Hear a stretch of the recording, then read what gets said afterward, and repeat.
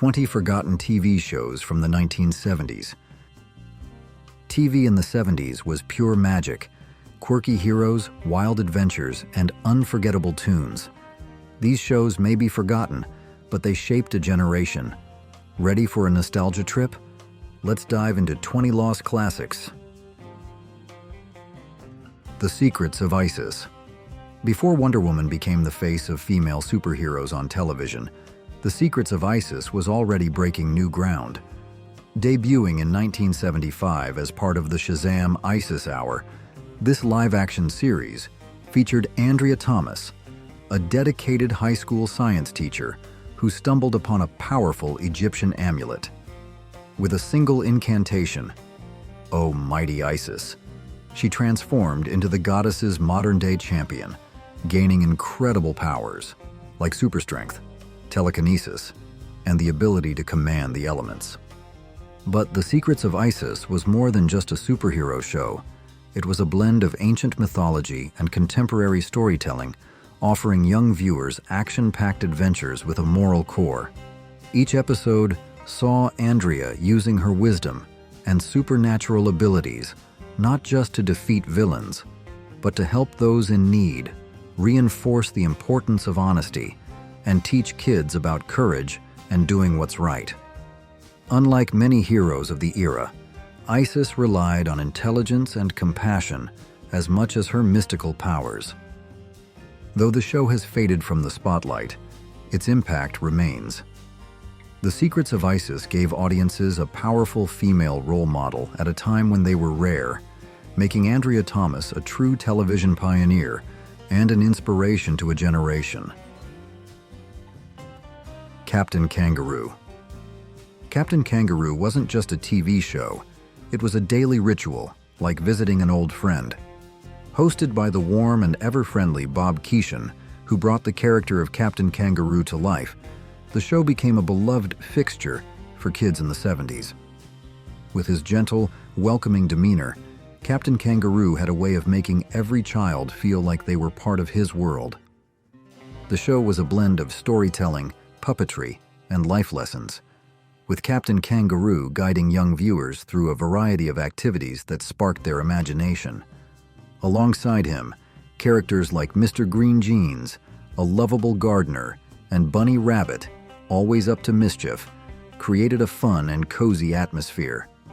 These characters weren't just figments of a children's show. They were companions who made kids feel comfortable and at ease, much like a fun uncle you could count on. Every morning, Captain Kangaroo provided a safe and nurturing space for kids to start their day, fostering values like kindness, curiosity, and friendship. For children of the 70s, it was more than just entertainment. It was a comforting presence that made the world feel a little brighter. Even now, the memories of those mornings still hold a special place in the hearts of those who grew up watching. The Krofft Supershow.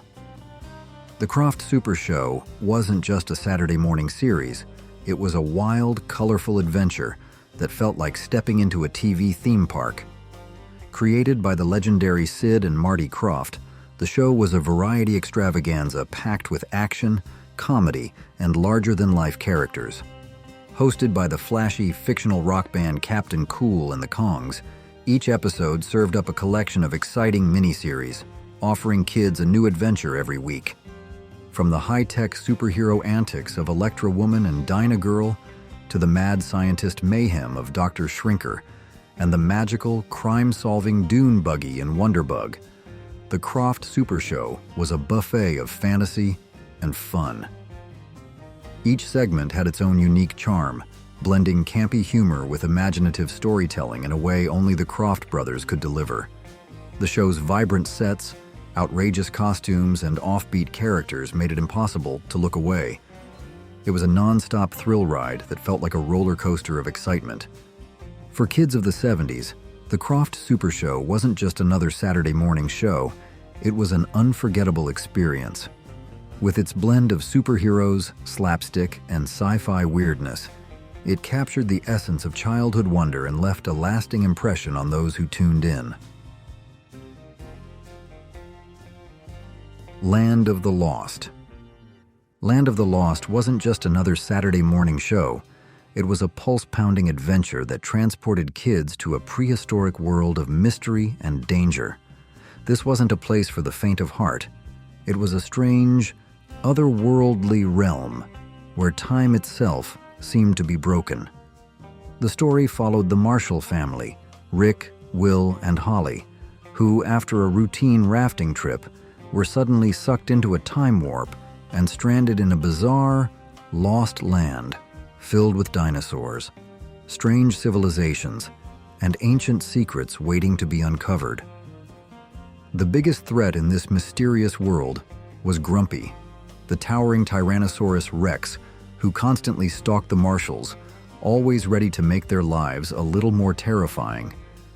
But just as unsettling were the Sleestack, creepy, slow-moving, reptilian creatures lurking in the shadows, their eerie hissing enough to send shivers down a kid's spine. Each episode was a new test of survival, blending action, suspense, and just enough mystery to keep viewers hooked. Sure, the special effects weren't perfect. Stop-motion dinosaurs and rubber-suited monsters were part of the charm, but that rough-around-the-edges quality only made Land of the Lost more magical. It was pure escapism, the kind of adventure every kid dreamed of having, and one that still holds a nostalgic grip on those who grew up watching. Sigmund and the Sea Monsters. Sigmund and the Sea Monsters was pure Sid and Marty Krofft magic, a blend of whimsy, weirdness, and heartwarming fun that could only come from the minds behind some of the most imaginative children's shows of the 70s. The premise was as quirky as it was charming. Two brothers, Johnny and Scott, stumble upon Sigmund, a small, lovable sea monster who's been cast out by his own family for being too nice. Unlike his bumbling, mean-spirited sea monster relatives, Sigmund has no interest in scaring humans. He just wants friends. Of course, keeping a sea monster a secret isn't easy. The boys take Sigmund home, hiding him from their clueless parents while trying to keep his grouchy sea monster family, led by the gruff Big Daddy, from dragging him back to the depths. The show was packed with slapstick humor, mischievous antics, and just enough adventure to keep kids glued to their screens. What made Sigmund and the Sea Monsters truly special was its innocence. At its core, it was a story about friendship, acceptance, and finding where you belong, wrapped up in a delightfully bizarre, puppet-filled world that only the Kroffts could create. It was goofy, it was heartfelt, and for kids of the 70s, it was pure magic. Which of these forgotten 70s shows brings back the best memories for you? The Secrets of Isis, The Krofft Supershow, Electra Woman and Dyna Girl. Other. Please leave your answer in the comments below. H.R. Pufnstuf was like stepping into a psychedelic fairy tale, a world where the impossible came to life in the most colorful, whimsical way. At the heart of the story was Jimmy, an ordinary boy with an extraordinary problem. He possessed a magical talking flute named Freddy, which caught the attention of the wicked Witchy Poo. In an attempt to escape her clutches, Jimmy found himself shipwrecked on Living Island, a place where everything, trees, houses, even the wind, was alive and bursting with personality. The island's kind-hearted mayor, H.R. Pufnstuf, was a towering, friendly dragon who took Jimmy under his wing, offering protection from Witchy Poo's relentless schemes. Every episode followed Jimmy and his new friends as they outwitted the cackling villainess and her bumbling henchmen, all while searching for a way back home. The show was a wild blend of adventure, slapstick humor, and larger-than-life characters, wrapped in eye-popping, surreal visuals that felt straight out of a dream. With its playful yet slightly eerie atmosphere, H.R. Pufnstuf had an almost Alice in Wonderland feel, but with a distinct 70s twist. For kids, it was pure escapism, an unforgettable, otherworldly journey filled with magic, mischief, and just the right amount of mayhem. Electra Woman and Dyna Girl. Electra Woman and Dyna Girl was a thrilling, action-packed adventure that gave young girls their own superhero duo to root for in the 70s. Dressed in bold, brightly colored costumes, these two crime fighters took on the forces of evil with high-tech gadgets, quick thinking, and an undeniable sense of fun. Electra Woman, the confident and resourceful leader, and her energetic sidekick, Dyna Girl, were often compared to Batman and Robin, but with a fresh, female-driven twist. Each episode was a whirlwind of excitement as the duo faced off against eccentric villains like the Empress of Evil and Glitter Rock, bringing just the right mix of campy humor and comic book-style action. Their futuristic gadgets, including the Electrocoms and Electropads, ensured they were always one step ahead of their enemies. Though the series was short-lived, it left a lasting impact, proving that superhero stories weren't just for boys. While the original show remains a cult favorite, Electra Woman and Dyna Girl saw a modern reboot in 2016, starring Grace Helbig and Hannah Hart. Though different in tone, it was a nod to the original, a testament to the show's enduring appeal and the power of female superheroes. Shazam. Long before superheroes dominated the big screen, kids in the 70s had Shazam, a show that made every child dream of discovering their own hidden powers. The story followed Billy Batson, an ordinary teenage boy with an extraordinary gift. Whenever he shouted the magic word, Shazam, he transformed into the mighty Captain Marvel, gaining superhuman strength, wisdom, and speed from legendary mythological figures like Solomon, Hercules, and Zeus. But Shazam was more than just an action-packed superhero show. At its core, it was about doing the right thing. Billy, along with his wise mentor, aptly named Mentor, traveled across the country in a van, encountering people in need and using his abilities to help them.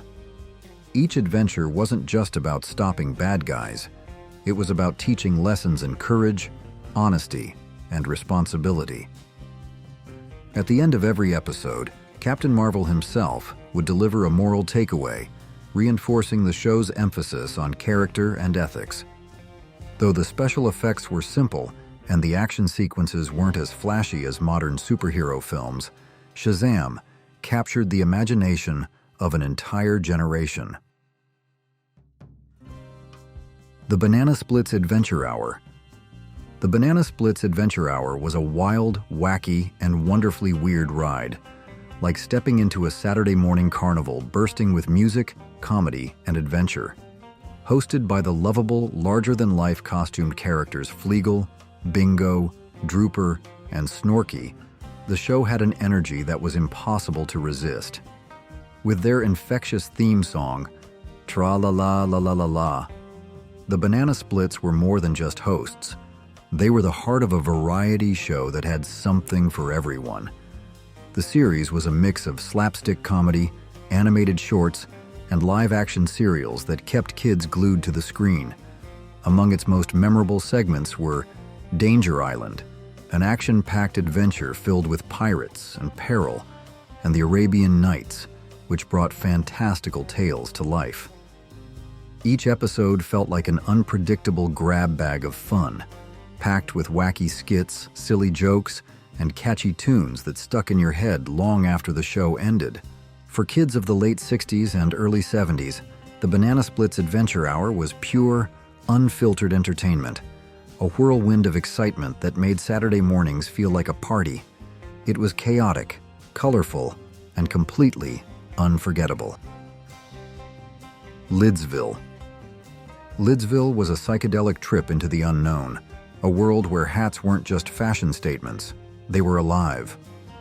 Created by Sid and Marty Krofft, the masterminds behind some of the most surreal children's television of the 70s, Lidsville followed the adventures of Mark, a curious teenager who accidentally fell into a magician's oversized top hat. Instead of landing safely, he found himself in a bizarre, whimsical land where every inhabitant was a talking, walking hat. From cowboy hats to bowler hats, each character had its own personality, making Lidsville a strange but fascinating place. But escaping wasn't easy, thanks to the wicked magician Horatio J. Hoodoo, played with over-the-top villainy by Charles Nelson Riley. Hoodoo and his gang of bumbling henchmen, including his talking top hat, made sure Mark's every attempt to get home ended in chaos. With its offbeat humor, colorful sets, and dreamlike feel, Lidsville was a wild ride that embraced the weirdness of 70s kids' TV. It was trippy, unpredictable, and filled with campy fun, a show that stuck with you long after the screen faded to black. Who was your favorite character from these classic shows, and why did they stand out to you? The Bugaloos. The Bugaloos was a groovy fusion of music, fantasy, and adventure, like the monkeys took a detour through Neverland. This live-action series, created by Sid and Marty Krofft, followed 4 teenage musicians, Joy, Courage, IQ, and Harmony, who weren't just a band. They were part bug, part human, and completely unforgettable. Living in the magical Tranquility Forest, they had one special ability that set them apart. They could fly. But their peaceful world was constantly threatened by the outrageously jealous Benita Bazaar, played by the ever-hilarious Martha Ray. Benita, a washed-up, out-of-touch diva, lived in a junkyard and couldn't stand the fact that the Bugaloos had real talent. Every episode, she schemed up new ways to silence their music and take center stage for herself, always failing in the most ridiculous ways. What set the Bugaloos apart was its infectious soundtrack. Every episode featured original songs with a light, Beatles-esque pop sound, making the show feel like a never-ending concert with a fantasy twist. With its whimsical setting, catchy tunes, and offbeat humor, the Bugaloos embodied the carefree, feel-good spirit of the 70s, leaving a lasting impression on kids who dreamed of flying away to a world of music and magic. Fat Albert and the Cosby Kids. Fat Albert and the Cosby Kids was more than just Saturday morning entertainment. It was a lesson in life.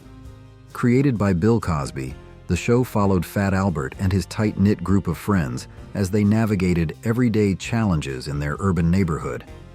Each episode tackled real-life issues like bullying, honesty, and responsibility, making it one of the first animated series to blend humor with meaningful social lessons. What made Fat Albert and the Cosby Kids special was its authenticity. The characters, like Mushmouth, Dumb Donald, and Rudy, felt like real kids you'd meet on the playground. And then, there was the iconic Junkyard Band, crafting music out of everyday objects, bringing each episode to a memorable close. With its catchy theme song, "Hey, hey, hey, it's Fat Albert," and a warm, engaging storytelling style, the show became a defining part of 70s childhood. The new Scooby-Doo movies. The new Scooby-Doo movies took the classic mystery-solving formula of Scooby-Doo, Where Are You? And gave it a star-studded twist. Airing in the early 70s, this series featured hour-long episodes where Scooby, Shaggy, Velma, Daphne, and Fred teamed up with famous guest stars to unmask villains and solve supernatural mysteries. Imagine the gang working alongside Batman and Robin, laughing with the Three Stooges, or solving a case with Sonny and Cher. Each episode paired them with a well-known celebrity or fictional character, creating unexpected and hilarious team-ups. Other memorable guests included Don Knotts, the Harlem Globetrotters, and even the Addams Family. Despite sticking to the classic Scooby-Doo formula, creepy locations, red herrings, and the big reveal at the end, the celebrity appearances made every episode feel fresh and exciting. The humor, mystery, and guest star interactions gave fans something new to look forward to each week. For kids in the 70s, the new Scooby-Doo movies was a dream come true, blending their favorite cartoon detectives with real-life and fictional icons. It was a unique crossover experience that remains one of the most beloved chapters in Scooby-Doo history. Josie and the Pussycats. Josie and the Pussycats was the perfect blend of rock, mystery, and adventure, serving up a unique spin on the classic animated series. Based on the popular Archie comic series, it followed an all-girl rock band, Josie, Valerie, and Melody, who weren't just playing music, they were also solving mysteries wherever their tours took them.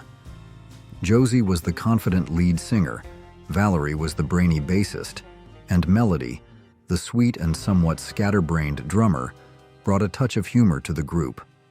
Their adventures, often set in exotic locations, involved outsmarting villains, deciphering clues, and getting tangled in thrilling yet comedic situations. What made Josie and the Pussycats stand out was how it combined fun, fashion, and independence with intrigue and action.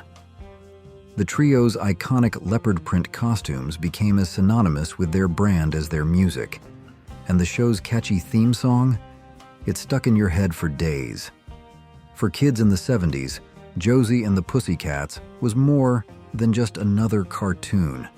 It was a refreshing celebration of girl power, adventure, and the exciting world of music.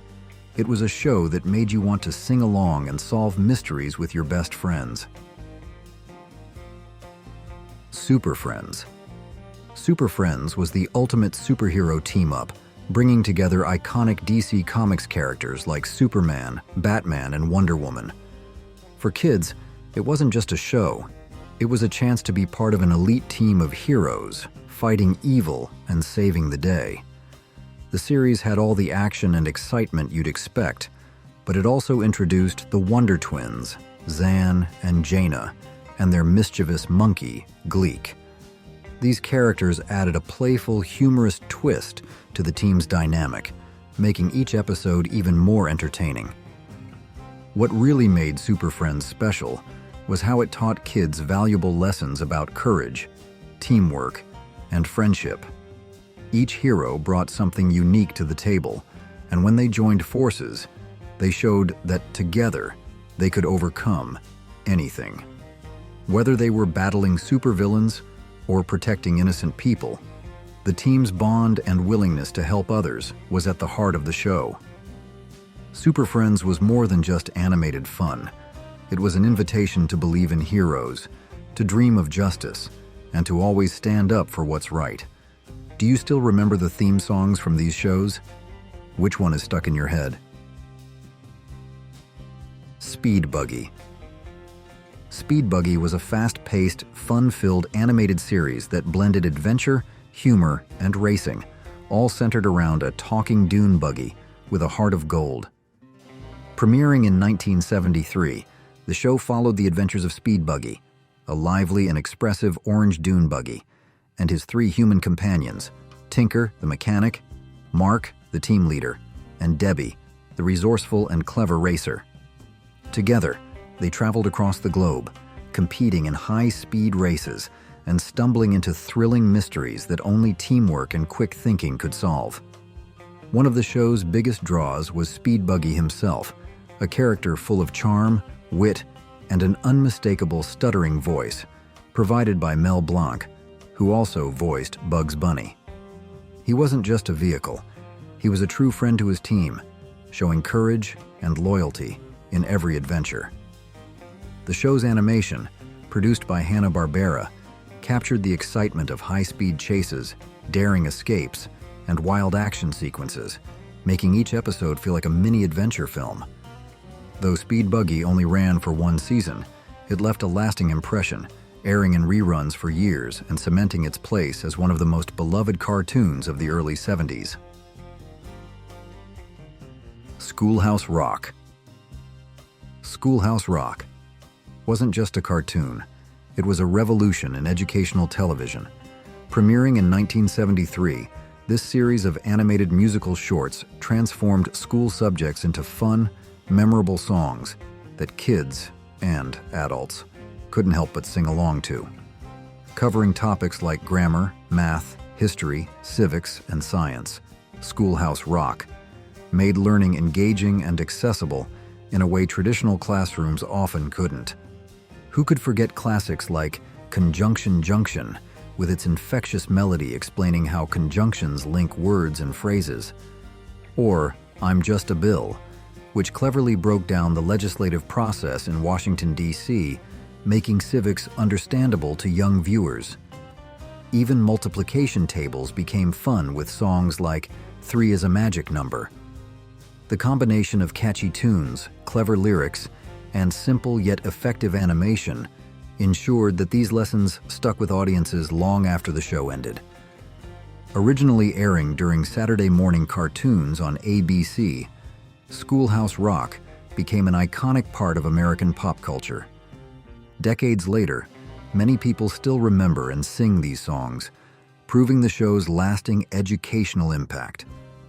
It wasn't just a way to pass the time, it was a way to learn without even realizing it. Space Ghost. Before he became the host of a bizarre late-night talk show, Space Ghost was a straight-laced, laser-blasting superhero. Premiering in 1966, the original Space Ghost series was a thrilling blend of action, sci-fi, and adventure.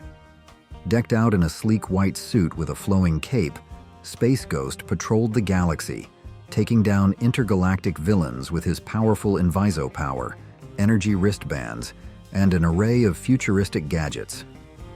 He wasn't alone.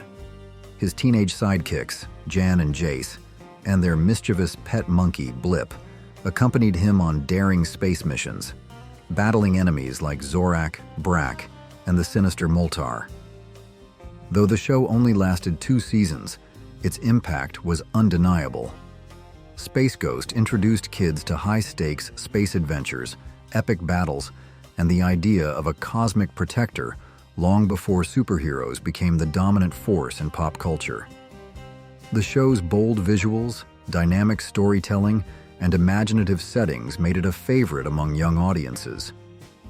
Decades later, Space Ghost found a second life as the hilariously deadpan host of Space Ghost Coast to Coast, a surreal talk show that introduced him to a new generation.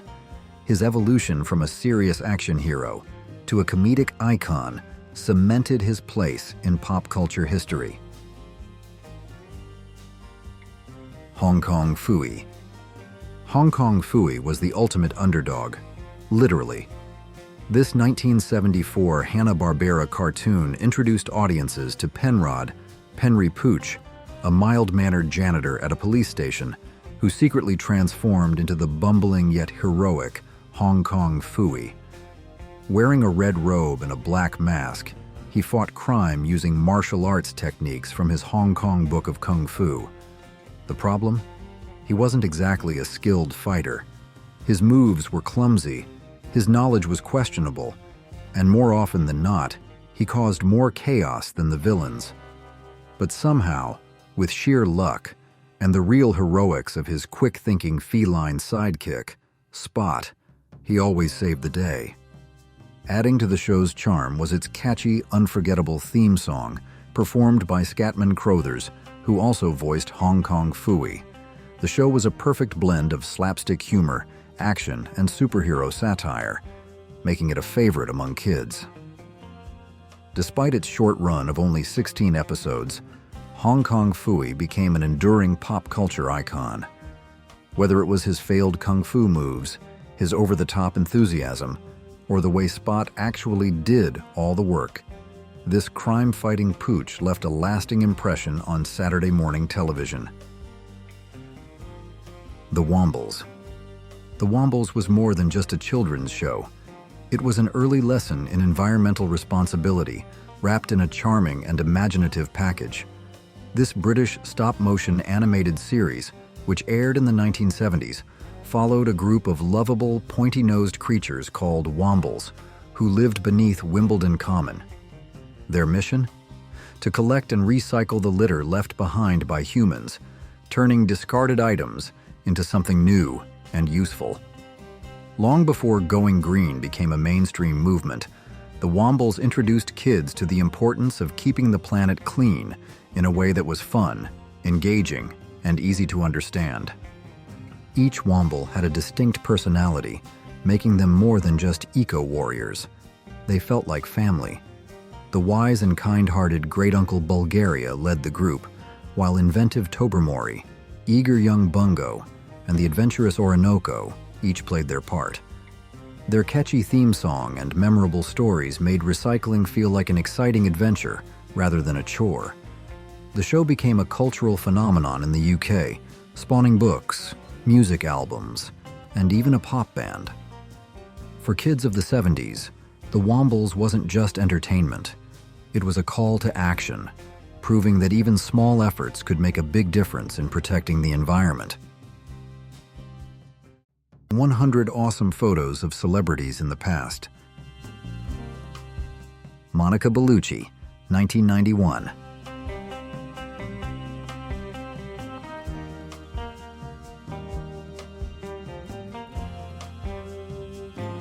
Cameron Diaz, 1995.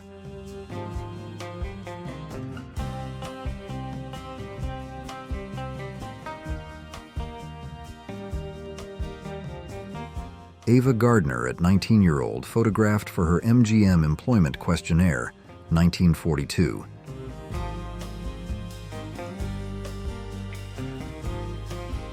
Harrison Ford, 1978.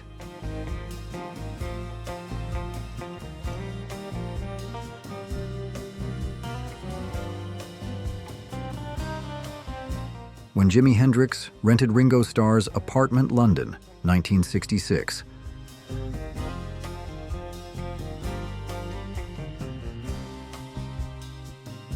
Carrie Fisher on location in Norway during production of The Empire Strikes Back, 1980.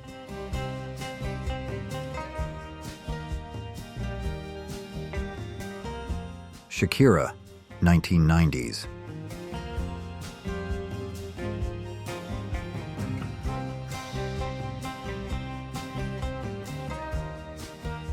Whitney Houston, 1982.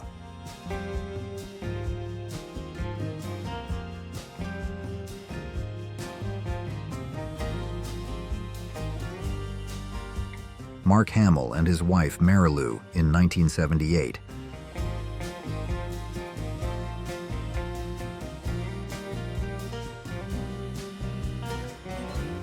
Linda Carter, 1977.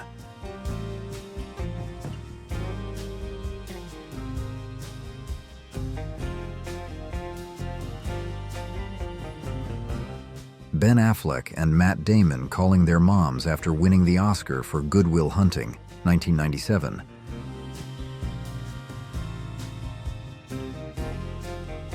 Sybil Shepherd, 1972.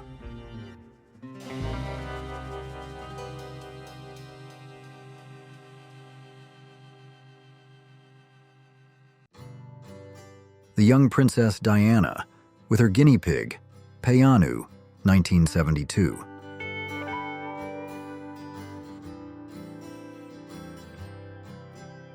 Elton John and Cher, 1975.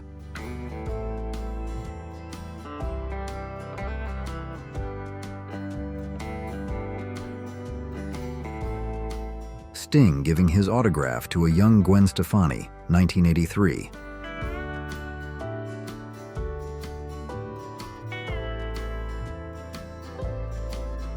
Joaquin Phoenix, 1996.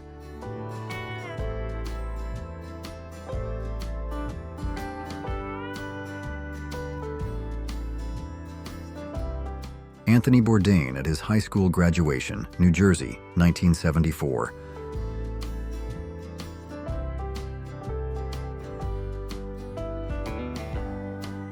Rick and Astley meeting Princess Diana, 1988.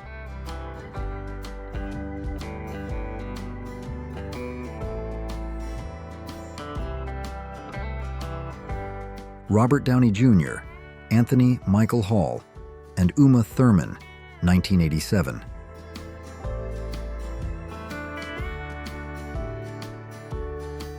Bill Murray and Carrie Fisher on Saturday Night Live, 1978.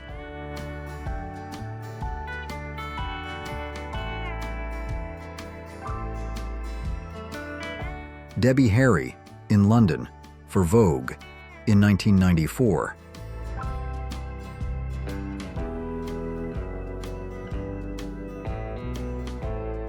Whoopi Goldberg, 1984.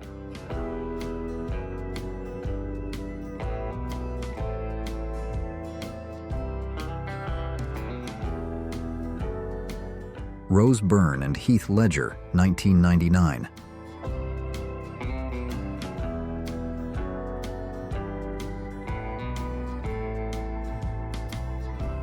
Prince and His Band, 1980.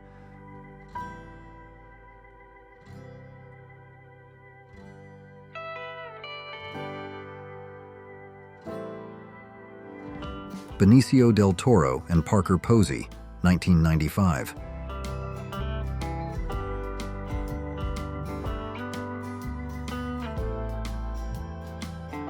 Rob Lowe, Sarah Jessica Parker, and Robert Downey Jr. in 1988.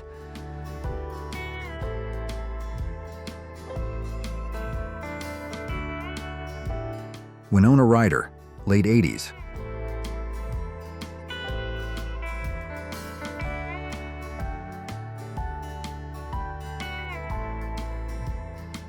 Samantha Maselli and Kelly Bundy, 1988.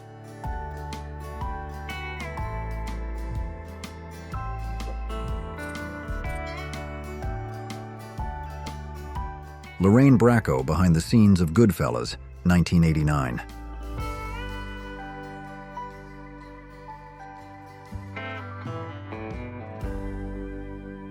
Christian Slater, Tom Cruise, Kirsten Dunst, Antonio Banderas, and Brad Pitt at the premiere of Interview with the Vampire in 1994. Meryl Streep during her cheerleader days at Bernards High School, Bernardsville, NJ, 1966.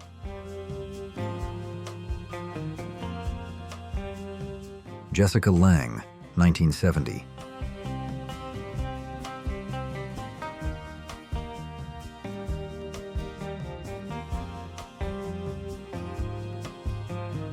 John Travolta and Princess Diana dancing at the White House, 1985.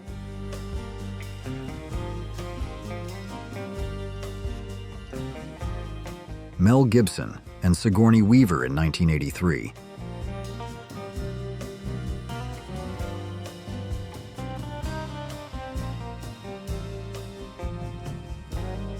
From 1965, 17-year-old Stephanie Lynn Nix, aka Stevie Nicks.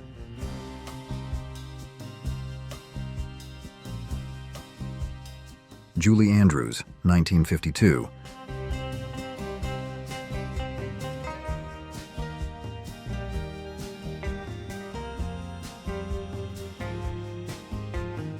Mark Hamill and Harrison Ford visiting Eric Idle in his home in 1978.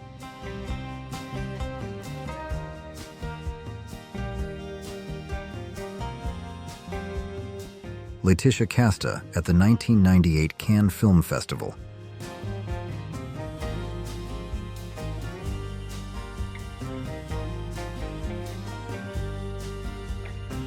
Harrison Ford, 1978.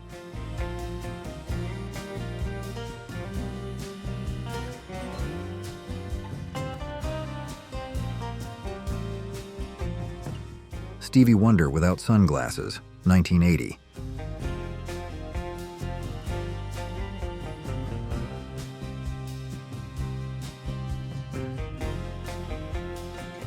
Mother Teresa and Princess Diana.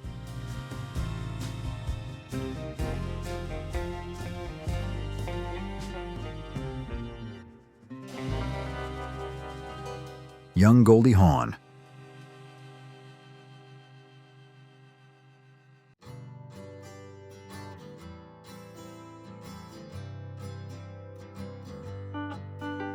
Steve Jobs and Bill Gates, talking about the future of technology, 1991.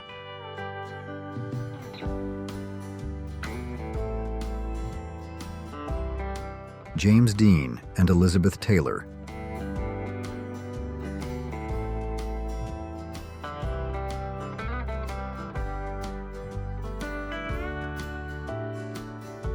Walt Disney and Shirley Temple.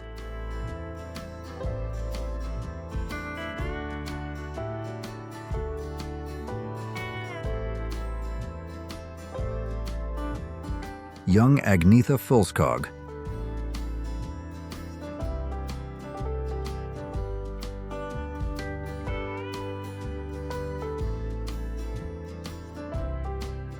Rita Hayworth, 1942.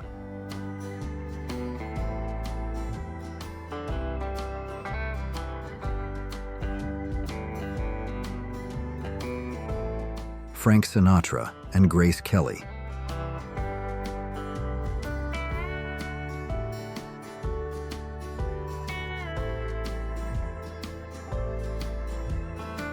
Marilyn Monroe, when she was known as Norma Jean, at a pumpkin patch in 1945.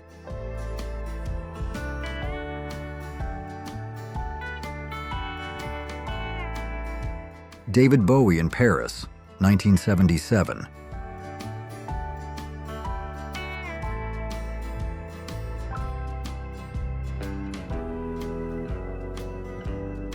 Paul Newman and Clint Eastwood.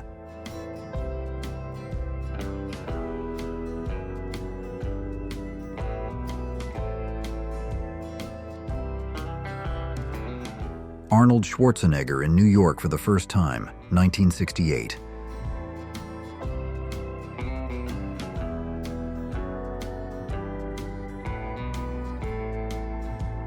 Alan Shepard, the first American man in space, putting on his spacesuit.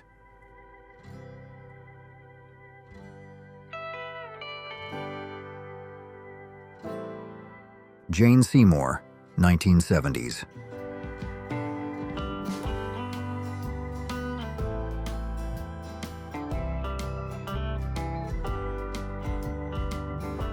Audrey Landers, 1980s.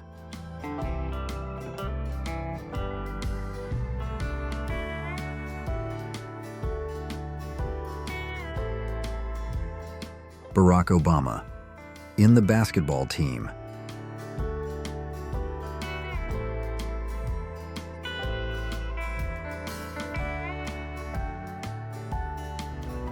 Sean Connery and Claudine Auger on the set of Thunderball in 1965.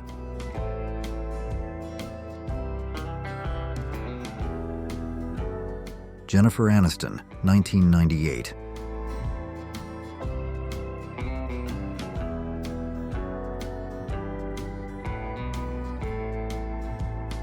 "18-year-old Mike Tyson and his trainer, Cus D'Amato, just before his first professional fight in Albany, New York, 1985.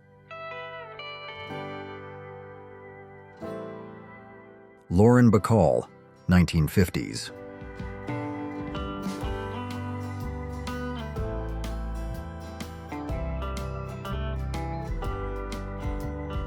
Drew Barrymore as Sugar in Batman Forever, 1995.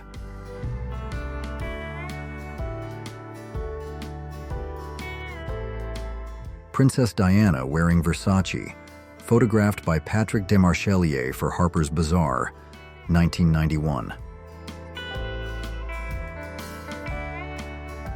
Grace Kelly in Jamaica, 1955.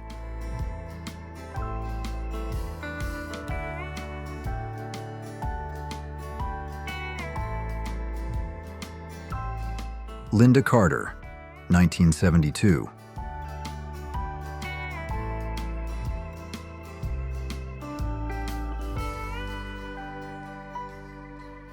Sally Field, 1970s.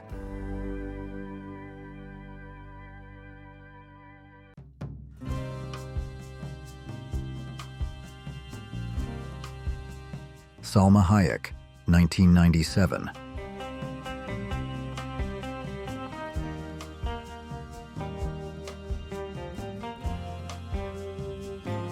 Reese Witherspoon at the Deauville Film Festival in Deauville, France, 1991.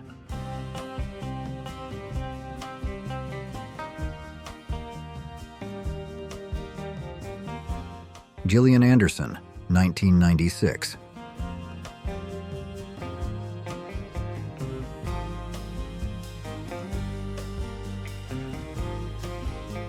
Jennifer Aniston, 90s.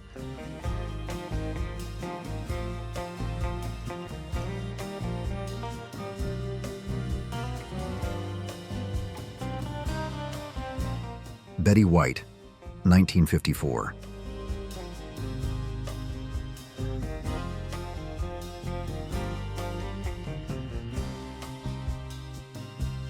Stephen Terry Irwin in 1992.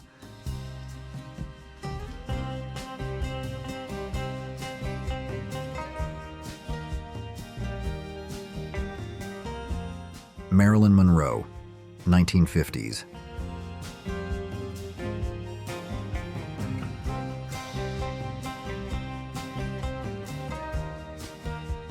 Liv Tyler, 1998.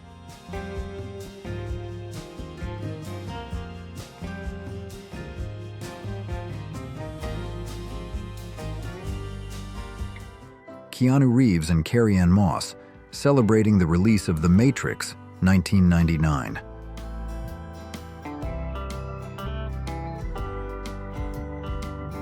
Sofia Vergara, pre-fame at Miami Beach, early 1990s.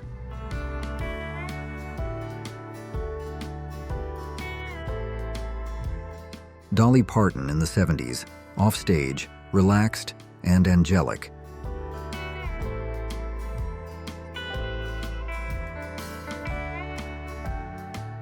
Audrey Hepburn photographed by Philippe Halsman in Rome, 1954.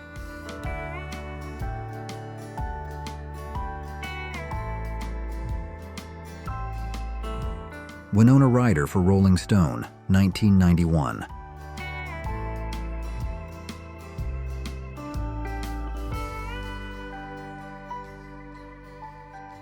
Carrie Fisher and a 13-year-old Warwick Davis behind the scenes of Return of the Jedi in 1983.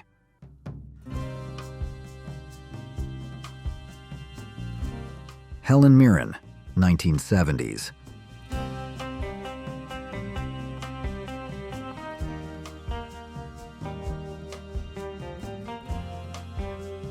Linda Carter, 1970.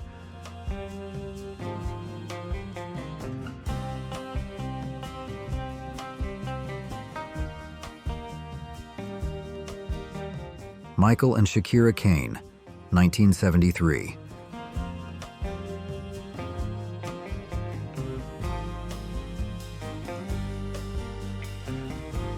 Clint Eastwood, waiting to get his seat back, 1976.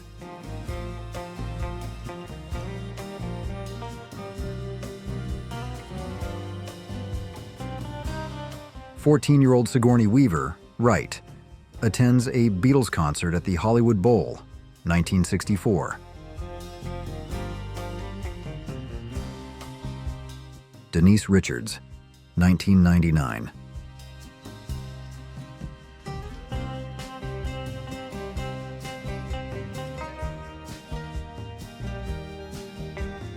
Stevie Nicks, 1980.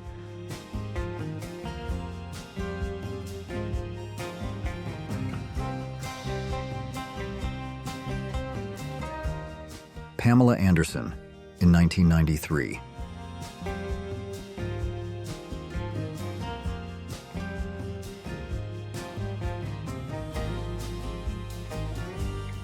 Joan Jett, 1976.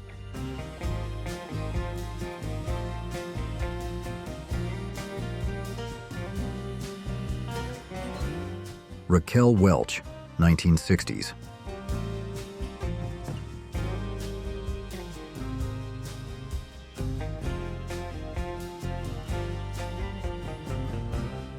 Jodie Foster and Robert De Niro on the set of Martin Scorsese's Taxi Driver, 1976.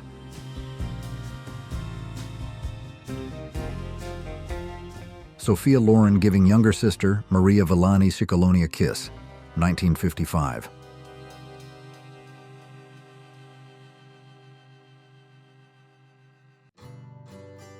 Helena Bonham Carter, 1987.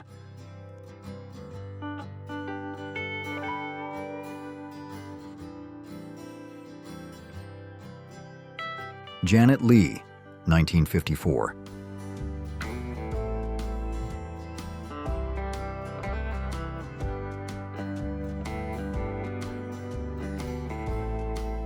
Linda Carter at Miss World USA, 1972.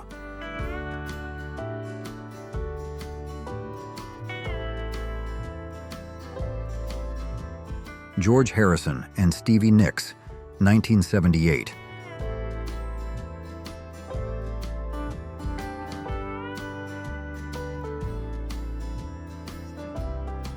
Marilyn Monroe, 1953.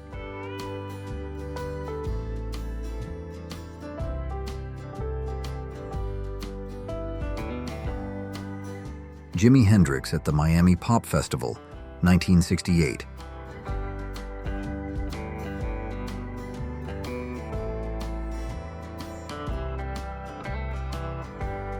Tom Cruise, Emilio Estevez, C. Thomas Howell, Patrick Swayze, Ralph Macchio, Rob Lowe, and Matt Dillon, The Outsiders, 1983.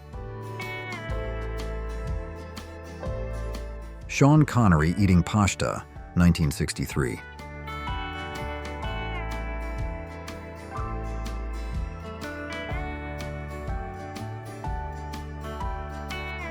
Jack Nicholson in 1972.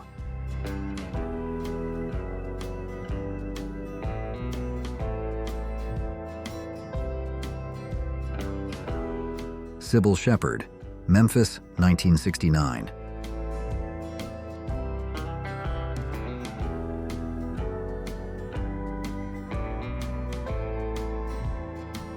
Fran Drescher, 1990s.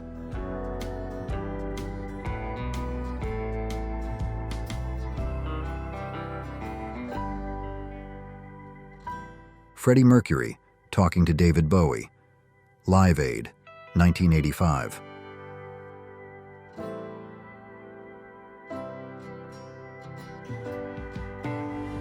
The Beatles waiting to cross Abbey Road, 1969.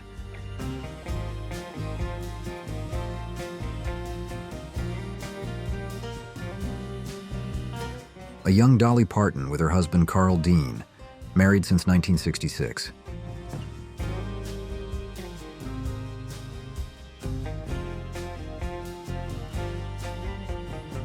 Jane Mansfield, 1950s.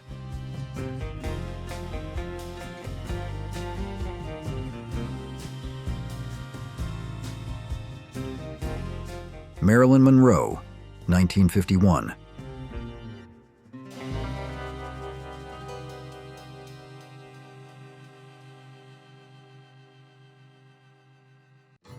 Jimi Hendrix, aged 15, with his first electric guitar.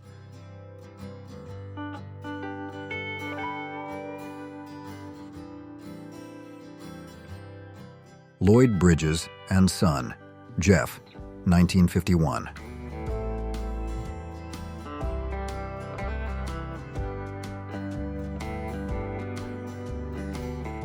Danny DeVito at Oratory Preparatory School, Summit, NJ, 1961.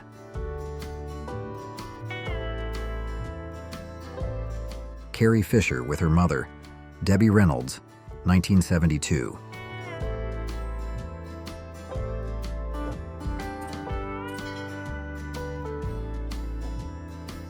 Nat King Cole and his son, Nat Kelly Cole, at Disneyland in 1963.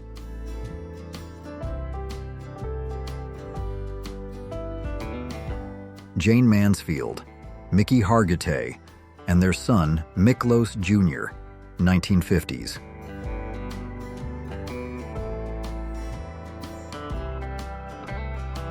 Susan Sarandon, 1964.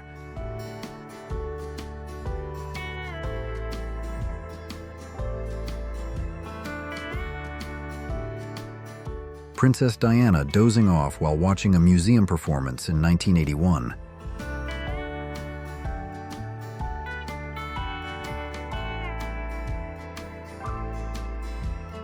Salma Hayek at the 1998 premiere of Lethal Weapon 4 in Los Angeles.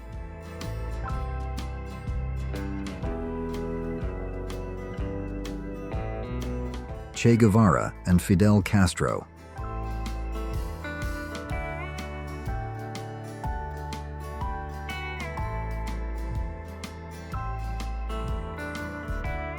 Cadet Captain Donald Trump in his graduation photo from the New York Military Academy, 1964.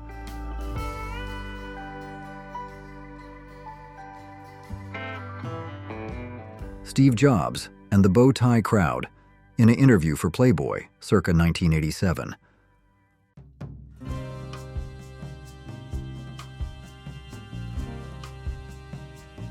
A young Stephen Colbert at age 22.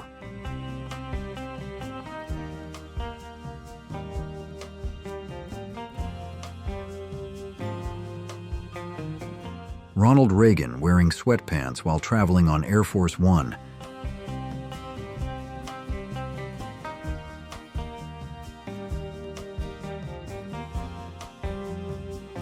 Cher, 1970s.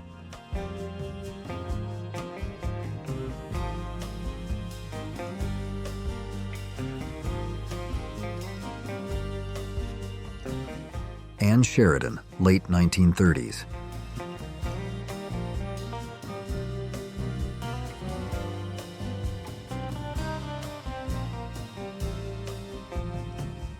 Jerry Lee Lewis, Carl Perkins, Elvis Presley, and Johnny Cash.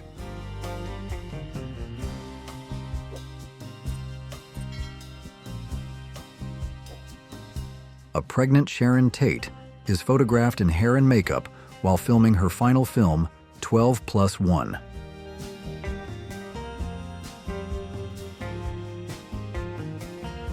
A young Bill Clinton shaking the hand of John F. Kennedy, 1963.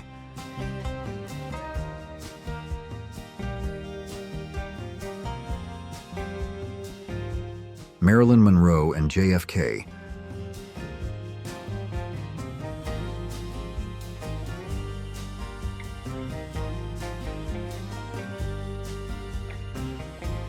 The cast of Star Wars before recording the movie, 1978.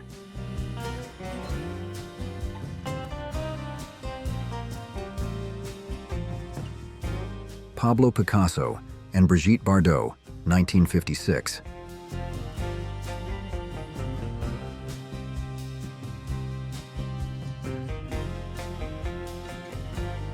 Theodore Teddy Roosevelt, 15 years old and already a member of Dollar Shave Club.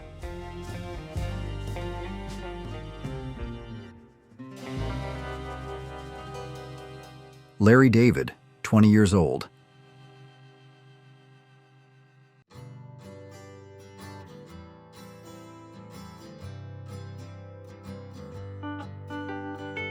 Barack Obama, 1980.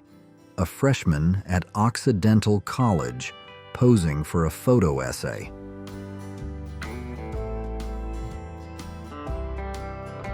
"22-year-old Hillary Rodham Clinton, Park Ridge, Illinois, June 1969.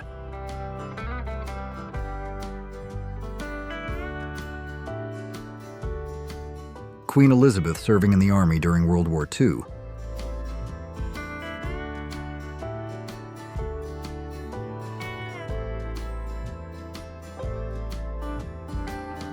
Young Joseph Stalin.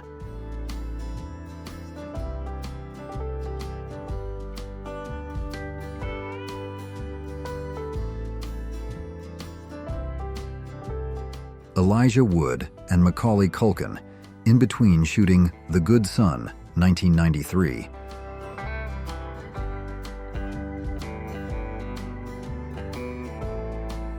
Vladimir Putin, 1970.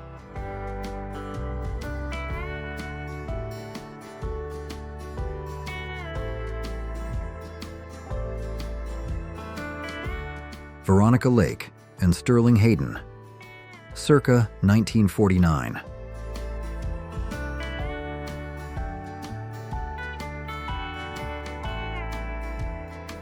German Chancellor Angela Merkel.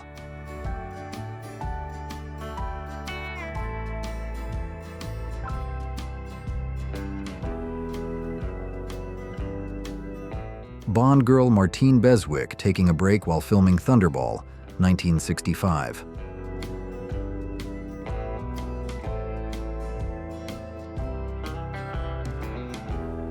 Charlie Chaplin and Gandhi.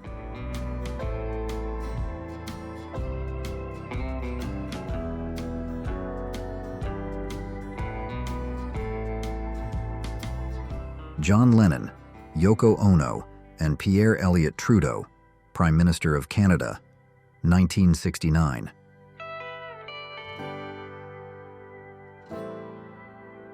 Yvonne Craig, 60s Batgirl and dancer in the Ballet Russe.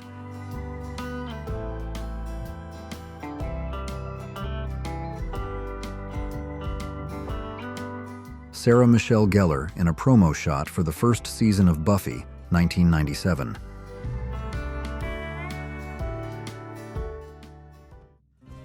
Which of these forgotten shows was your favorite?